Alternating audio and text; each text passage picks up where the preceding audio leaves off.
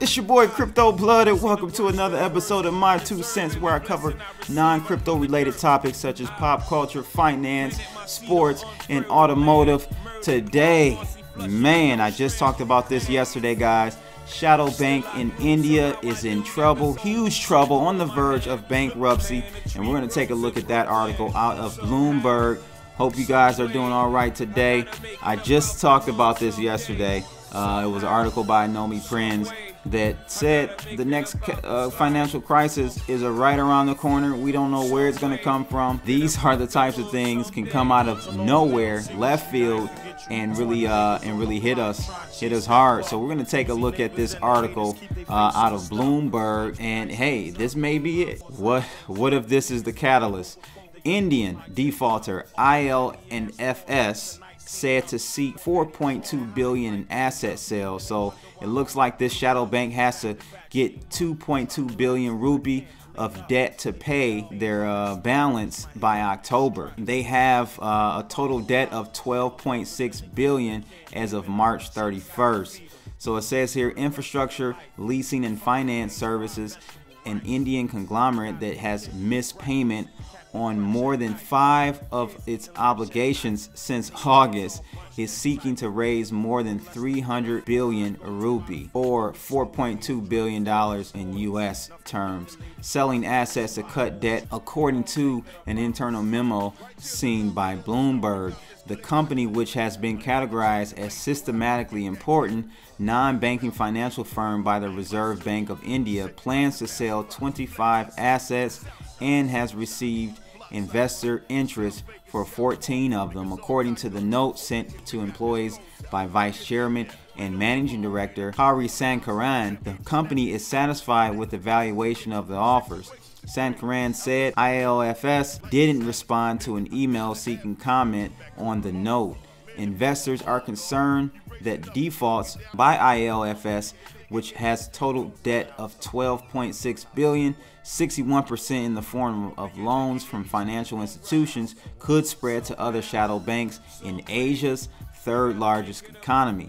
The firm, which helped fund India's longest highway tunnel, hasn't been able to pay more than 4.9 billion rupees, or $68 million of its obligation this year, and has an additional dues of about 2.2 billion rupee to be repaid by the end of October, according to data compiled by Bloomberg. So here we go, people. It says investors are wary about the credit issues. Chief Investment Officer of WGC Wealth Management said few of IL&FS bonds are maturing over the next few weeks. Market participants are nervous over it. The company's shareholders will meet on September 29th to vote on increasing the authorized share capital of IL&FS to 45 billion rupee, which will be the starting point for the implementation of a plan to restore normalcy, according to the IL&FS note to employees. The Reserve Bank of India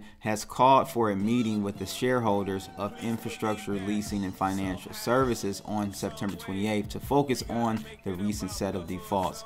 Bloomberg reported on Sunday, citing 2 bankers with direct knowledge of the matter. Separately, a unit of IL&FS redesignated its chief financial officer role and asked him to focus on selling assets.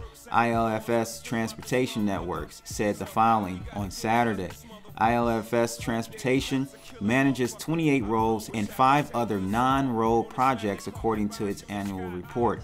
Investors are awaiting concrete announcements on the sale of assets and infusion of liquidity from shareholders, said head of fixed income at Mira Asset Global Investment in Mumbai. IL&FS, which reported revenue of about 2.6 billion the year ending March 31st, said in a statement that it couldn't make interest payments due Friday on 3 non-convertible notes. The amounts due totaled about 376 million rupees, according to data compiled by Bloomberg. Investors' concerns about contagion spreading from the beleaguered company intensified last week. India's benchmark stock index, S&P BCE sensex, on Friday swung from a 1% gain to a decline of as much as 3%, its wildest intraday move in more than 4 years, before closing with a 0.8% loss. Dewan Housing Finance Corp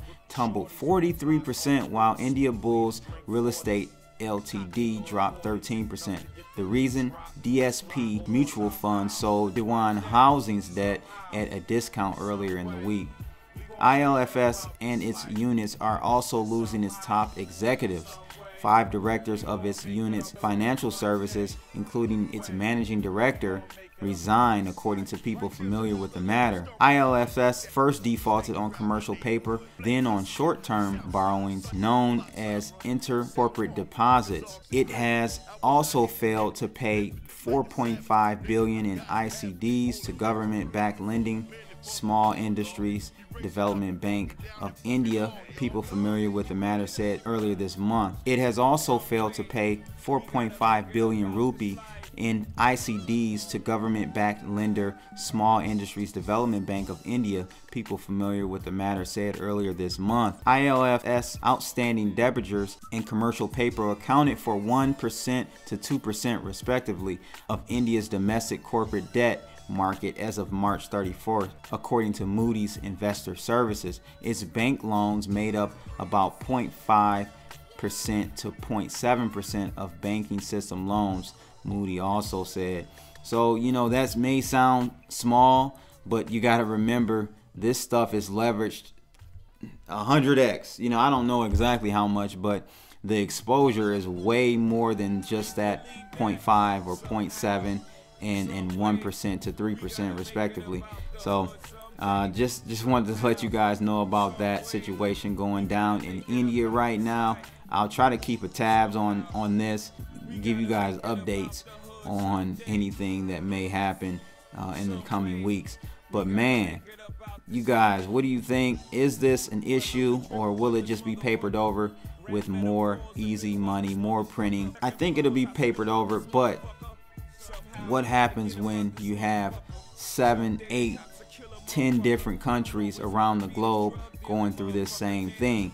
You can't, at some point you're boxing yourself in the corner. These central banks are. So you guys let me know, what do you think? Is this the catalyst? Will this be the spark to start this economic turmoil 2008 2.0, if you want to call it? Let me know in the comments below, and make sure you guys like and subscribe. It's your boy Crypto Blood, and I'm out. Holla.